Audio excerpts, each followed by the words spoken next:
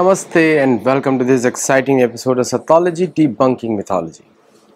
अगर आप हमारे मेंबर नहीं हैं तो ज़रूर मेंबर बने, क्योंकि मेंबर्स ओनली वीडियोस सिर्फ शास्त्रों पे होते हैं और आपको बहुत ज्ञान मिलेगा डायरेक्टली फ्रॉम द शास्त्र, पुराण, महाभारत, रामायण। तो ज़रूर मेंबर बने। चलिए, इंडिया अखंड भारत इमर्जेस शुरू होता है हाइफा से। हाइफा में भारतीय सोल्जर्स ने ऑटोमन एम्पायर को हराया था, इसलिए टर्की को बहुत जलन होती है भारतीयों से। ये एक्चुअल इतिहास है। हमने जम के ऑटोमन जो बोलते हैं उस्मान या उस्मान के सोल्जर्स को जम के पीटा और उनको जेरूसलम से भी बाहर निकाला, हाइफा से भी बाहर निकाला। तो आज मेयर ऑफ हाइफा ने उसको डिक्लेयर किया कि भाई ये भारतीय सोल्जर्स की वजह से हुआ था, ब्रिटिश की वजह से नहीं हुआ था। ब्रिटिश तो हमेशा ज्यूज के विरुद्ध काम किया उन्होंने। चर्च ऑफ इंग्लैंड की जूडाइज्म से बहुत भयंकर दुश्मनी है। पूरा का पूरा जो भी एंटी ज्यू प्रोग्राम यूरोप में चला वो वेटिकन या चर्च ऑफ इंग्लैंड की तरफ से चला। इसको ये तथ्य है, ये सत्य है। तो इसको आप मान के रखिए, वो जो सेमिटिज्म है उन्होंने ही बढ़ाया, जिसको बोलते हैं ज्यूज हेट्रेड, उसी को उन्होंने ही बढ़ाया। जायनिज्म वर्सेस जूडाइज्म का भी उन्होंने ही प्रोग्राम शुरू किया। तो आज इतिहास बुक करेक्ट हो रही है। तो भारत का अब महाभारत कालीन जो भारत था, जो सीरिया के उधर समुद्र है वहां से लेके वियतनाम के जो चीन का फुजियान प्रोविंस है वहां तक था हस्तिनापुर का राज्य। अब अखंड भारत इमर्ज हो रहा है। बस भारत को इसी तरह हम लोगों को आगे बढ़ते रहना है। मोदी जी को आप बार बार उनकी तारीफ करिए, ऐसा मत सोचिए जो एंटी हिंदू ये सब बात करेगा कोई एंटी हिंदू। देखिए, सनातन धर्म को बढ़ाने की जिम्मेदारी आपकी मेरी है, उनकी जिम्मेदारी है सरकार चलाना, समझे? इसलिए दोनों टॉपिक्स को अलग रखिए। सनातन धर्म को फैलाने की जिम्मेदारी आपकी और मेरी है, क्योंकि वो हमारी भक्ति है, हमारी सेवा है भगवान के लिए। उसी से हमको पुण्य मिलता है, क्योंकि जो दूसरों को कृष्ण के बारे में बताता है वही भगवान को बहुत प्रिय है। ये 18वें चैप्टर में उन्होंने बोला हुआ है। चलिए आगे बढ़ते हैं। बांग्लादेश के चिटागोंग में अब प्रदर्शन हो रहे हैं कि हमको भारत से मिलना है। ये कैसे हुआ है ना? अब इस पे हमको उसको मिलाने की कोशिश शुरू करनी चाहिए। उसको मिजोरम से जोड़ देना चाहिए, मिजोरम का ही पार्ट है वो। फिर उसके बाद जो सिलीगुड़ी कॉरिडोर है वो भी, वहां पे भी प्रदर्शन शुरू हो गए हैं, उसको भारत से मिलाना है। ये दूसरा शुरू हो गया।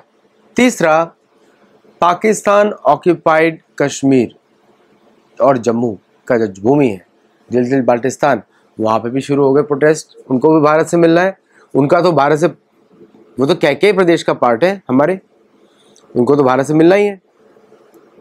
अफगानिस्तान के नूरिस्तान में भी भारत से मिलने की तैयारियां शुरू हो चुकी हैं, जबकि अफगानिस्तान हमारा मित्र देश है, गांधार देश है। वहाँ के लोग सालों से वेट कर रहे हैं कि भारतीय सेनाएं आएंगी वहाँ पे। उनके पूर्वज उनको सिखाते हैं। North east part of Afghanistan की बात कर रहा हूँ, जहाँ पे नरसिंह देव की मूर्ति थी। मुल्तान तो हमारा नरसिंह देव का मूल स्थान है, तो वहाँ तो भारत से मिलेगा ही। और सिंधु नदी के तट पे जितने भी लोग रहते हैं वो सिंधुस्तान है, वो तो भारत से मिलेगा ही। तो हर जगह भारत से मिलने की तैयारियां शुरू हो गई हैं। देश बड़ा होगा, उसकी तैयारियां शुरू कर दीजिए। अब लोग आप सोच रहे हैं कि कन्वर्जन क्या होगा, ये तो रेडिकल है। नहीं होगा कैसे? मोदी जी, अब योगी जी ने दिखाया ना आपको, डंडा से पड़ते सब कुछ बोलते हैं, क्योंकि इनके लिए शांति तभी संभव है जब ये सनातन धर्म में वापस आ जाएंगे। वो सारी भूमि, 7 नदियों की भूमि, 5 नदियों की भूमि, पंचनद्य जो बोलते हैं, वो भारत का अभिन्न अंग है। पाकिस्तान नाम का आर्टिफिशियल नाम वो इतिहास में 1935 में लाया गया था। अभी वो नापाकिस्तान है, ठीक है? अभी उसको छोड़ना पड़ेगा, नाम को डिलीट करना पड़ेगा, जरूरत नहीं है। और तालिबान ने धमकी दे दी, तालिबान ने ब्लैकआउट कर दिया, फोन सब बंद है, सो दैट बागराम बेस के ऊपर कोई अमेरिकन आक्रमण ना हो, क्योंकि पाकिस्तान नहीं करवाना चाहता। तो पाकिस्तान वहां पर भी इन्वॉल्व है। कितने जगह पिटेगा ये। और मोदी जी ने रॉयल ट्रॉल कर दिया उनको। मोदी जी ने तो बोल दिया कि ऑपरेशन सिंधु तो चल रहा है, क्रिकेट के फील्ड पे भी चल रहा है।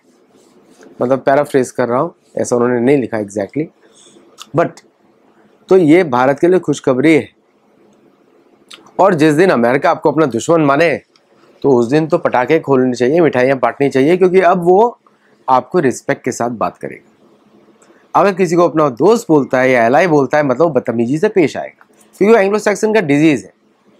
उनका जो मैच्योरिटी लेवल वो होता है 5 साल के बच्चे के जैसा, तो तुरंत उछल जाते हैं, तुरंत नीचे आ जाते हैं।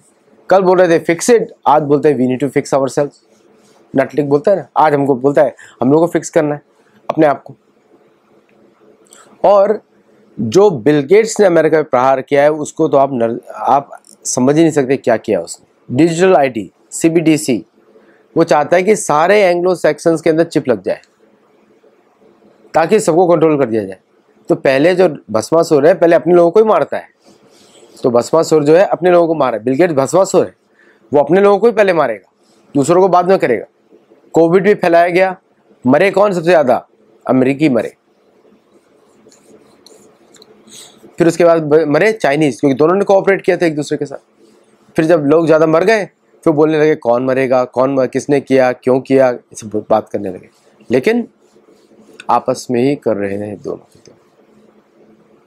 तो भारत तो अब एकत्रित हो रहा है, भारतीय सेनाएं चारों ओर हैं, सेनाओं के माध्यम से सनातन धर्म फैलता है। नारद मुनि हमको बता दिया है, और सेनाओं के माध्यम से ही पूरे विश्व में शांति आती है। और जब सेना जब वहाँ पे जीत लेती है तो वहाँ पे सनातन धर्म को प्रचार किया जाता है। वही काम होना चाहिए मिनिस्ट्री ऑफ इंफॉर्मेशन ब्रॉडकास्टिंग का। इंफॉर्मेशन ब्रॉडकास्टिंग का अर्थ है सही इंफॉर्मेशन पुराणों महाभारत रामायण से देने का। ब्रॉडकास्ट मतलब प्रचार करो, सारे टूल्स यूज़ करो, RTI यूज़ करो, भारतीय प्लेटफॉर्म्स यूज़ करो। और भारत ने जो तगड़ा जवाब दिया है कि माइक्रोसॉफ्ट की जड़ें हिल गई हैं, व्हाट्सएप, फेसबुक की जड़ें हिल गई, क्योंकि व्हाट्सएप के थ्रू वो राइट्स फैलाते थे। सारे मुसलमान अजान देते थे, वहाँ से भेजते थे सबको कि अब यहाँ पे एकत्रित हो जाओ। सारा व्हाट्सएप के थ्रू चलता था, 5 बजे, 7 बजे, 11 बजे। वो सब बंद हो गया RTI की वजह से, शुरू हो गया। अभी देखिएगा क्या क्या हाल होता है। तो इंफॉर्मेशन वॉरफेयर में भारत के कठोर कदम की वजह से अमेरिका अभी नरम होना शुरू हो गया। फिर आप समझिए बहुत बड़ी चीज़ होती है कि महाभारत में गुप्तचरी का बहुत प्रयोग है। पूरे महाभारत मतलब यहाँ तक मालूम है क्या खा रहे हैं, किस समय खा रहे हैं, कौन सी पूजा कर रहे हैं, कौन सा मंत्र बोल रहे हैं, यहाँ तक मालूम होगा। अभी उसके प्रभाव को हमको देखना पड़ेगा, किस तरह हम पुरानी टेक्निक्स को वापस यूज़ किया जाए। क्योंकि इनोवेशन जो है पास्ट के बेसिस पे आती है, फ्यूचर के बेसिस पे नहीं होती है ना, जिसको हम जुगाड़ भी बोलते हैं। जुगाड़ जो है अगर पिछला आपको मालूम है तो जुगाड़ उस पर आप कर सकते हैं, पिछला मालूम है जुगाड़ नहीं कर सकते। तो अभी हमको वापस टूवर्ड्स द बैक जाना पड़ेगा और इतिहास में इतना पीछे जाना पड़ेगा कि हम इन सब चीज़ों को, इन सब चैलेंजेस को ठीक से देख सकें। हमारा काम है देखना और फिर उससे हम एक्ट कर सकें। तो ये बहुत ही बड़ा अपॉर्चुनिटी है हम सब के पास कि किस तरह हम इस पे हम आगे बढ़ें, इस अपॉर्चुनिटी को किस तरह हम यूज़ करें। ये हमारे पास बड़ा टास्क है, रिस्पॉन्सिबिलिटी है हमारे पास।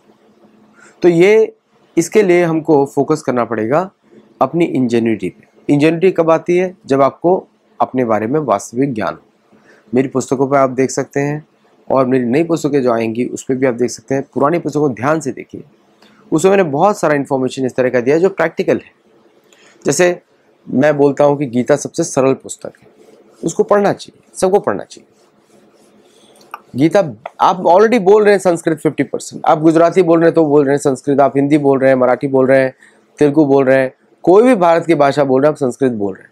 यहाँ तक कि जो उर्दू वाले लोग हैं वो भी संस्कृत बोल रहे हैं आदि। ओके, तो सभी लोग संस्कृत ही बोल रहे हैं। पढ़ने में बड़ा आसानी होगा अगर देवनागरी आपको आती है। बस देवनागरी आपको सीखनी है, बाकी तो आप बोल ही रहे, सब कुछ बोल ही रहे। तो संस्कृत क्लास लेने की जरूरत नहीं है। गीता पढ़ के ही आप संस्कृत सीख सकते हैं, महाभारत पढ़ के ही संस्कृत सीख सकते हैं, रामायण पढ़ के संस्कृत सीख सकते हैं, है ना। आपको कोई पंडित तो बनना नहीं है कि निघंटु किधर है, घंटु किधर है, मतलब व्याकरण तो आपको सीखना नहीं। आपको तो बस पढ़ना आना चाहिए, समझना आना चाहिए, बस उतना इंपॉर्टेंट है। कोई संस्कृत में कोई पोइट्री तो लिखने वाले नहीं है, तो बस पढ़ना आना चाहिए और समझना आना चाहिए, बस। वो तो आप आधी समझ ही जाएंगे पढ़ते। अगर मैं तेलुगु के गाने समझ सकता हूँ तो कोई भी सीख सकता है। तेलुगु के गानों में संस्कृत होती है, ध्यान सुनना पड़ता है और आप समझ जाते हैं कि तेलुगु में कितना संस्कृत का यूज़ है। कन्नड़ा, संस्कृत, तेलुगु, यहाँ तक कि तमिल में भी बहुत संस्कृत वर्ड है। तमिल अलग भाषा मानी जाती है क्योंकि हमारे अगस्त्य ऋषि ने बनाई है। अगस्त्य ऋषि तो हमारे गुरु हैं और उन्होंने उसके पहले आदित्य हृदय स्तोत्र में बताया भगवान राम को, वो संस्कृत पर ही था। तो जिसने तमिल बनाई है वो तो संस्कृत में बात कर रहा है, उसे सिखाया है भगवान राम को। तो संस्कृत और तमिल दोनों एक ही ऋषि बोल रहे हैं। वो तो संस्कृत के भी पंडित हैं, तमिल के भी पंडित हैं। उनकी मूर्ति, उनकी अर्च विग्रह भी है पूरा साउथ इंडिया में, उधर विवेकानंद रॉक के पास में, है ना। तो देखिएगा। चलिए अब आगे बढ़ते हैं। सेनाओं का प्रयोग, क्योंकि अब भारत को अपनी रक्षा स्वयं करनी है। भारत किसी पर डिपेंड नहीं कर सकता, रशिया भी सक्षम नहीं है, वो भी कोई भी सक्षम नहीं है भारत की मदद करने के लिए। अब भारत को अपनी रक्षा खुद ही करनी पड़ेगी और हमारी पॉपुलेशन इतनी बड़ी है, अगर हम अपनी रक्षा ना कर पाए तो हमारे वो धिक्कार है। ये लोग तो 300 मिलियन, 33 करोड़, 30 करोड़, 40 करोड़ की पॉपुलेशन वाले लोग हैं, कोई 6 करोड़ की पॉपुलेशन वाले लोग हैं। वो क्या रक्षा करेंगे किसी, क्या उसे डिपेंड। लेकिन धाक जमाते हैं, बोलते हैं और कॉन्फिडेंटली बोलते हैं, क्योंकि एंग्लो सैक्सन को झूठ बोलने की आदत होती है, बहुत झूठ बोलता है। इसलिए इंग्लिश का वर्ड है व्हाइट लाइज, बोलते हैं ना व्हाइट लाइज। वो यही लोग झूठ बोलते हैं हर चीज में झूठ, कुछ भी सही इतिहास नहीं, कुछ नहीं, खुद को ही झूठ बोलते रहते हैं। तो प्रोजेक्शंस की दुनिया है, बिलीव की दुनिया है इनकी। ये बिलीव करते हैं, नो नहीं करते। They don't know, because when you believe you don't know, when you know you don't have to believe. इनके शब्दों का प्ले है।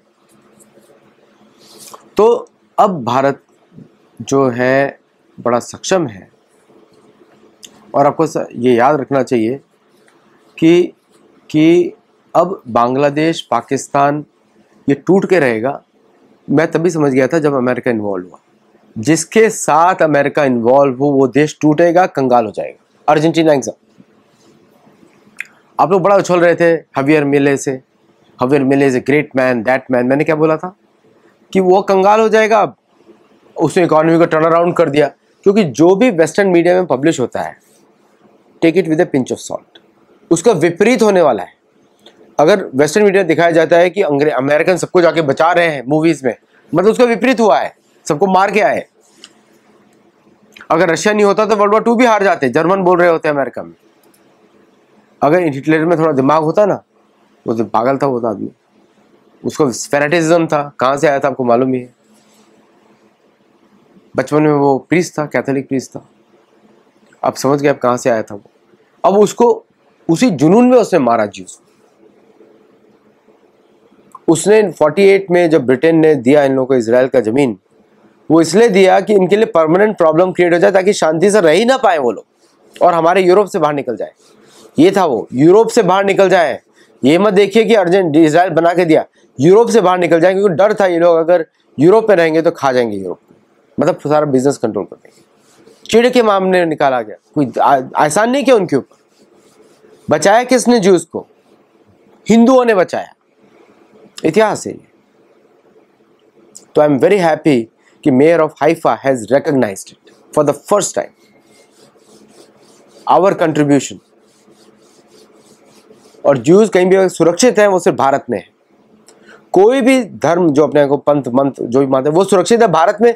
और भारत में रहकर जो भारत को गाली देते हैं, नमक समझ रहे हैं, एक मूवी भी है अमिताभ बच्चन की। तो इट्स ए इम्पॉर्टेंट मोमेंट और मैं चाहता हूं कि आप लोग गुरुकुल में जुड़ें, सनातन धर्म को ढंग से समझें और भगवद गीता के माध्यम से दुनिया को देखना शुरू करें। न्यूज रिपोर्ट्स के जैसा नहीं कि गूगल उसने कुछ भी लिख दिया, आपने हेडलाइन से बिलीव कर लिया। गीता के माध्यम से सच को परखने की कोशिश करें, वही सतोलॉजी है। सत्य का विज्ञान, सत्य की पढ़ाई, साइंस ऑफ ट्रुथ। मिथोलॉजी शब्द को डिलीट कर दीजिए, सिर्फ सतोलॉजी शब्द बोलिए, डिलीट कर दीजिए मिथोलॉजी शब्द को। ये समय है खड़े होने का, बैठने का समय नहीं है। ये समय चलने का, बैठने का नहीं है, दौड़ने का समय है। ये दौड़ने का समय है और वो तभी दौड़ सकते हैं जब फाउंडेशन बनेगी गीता के ऊपर, नहीं तो नहीं बनेगी।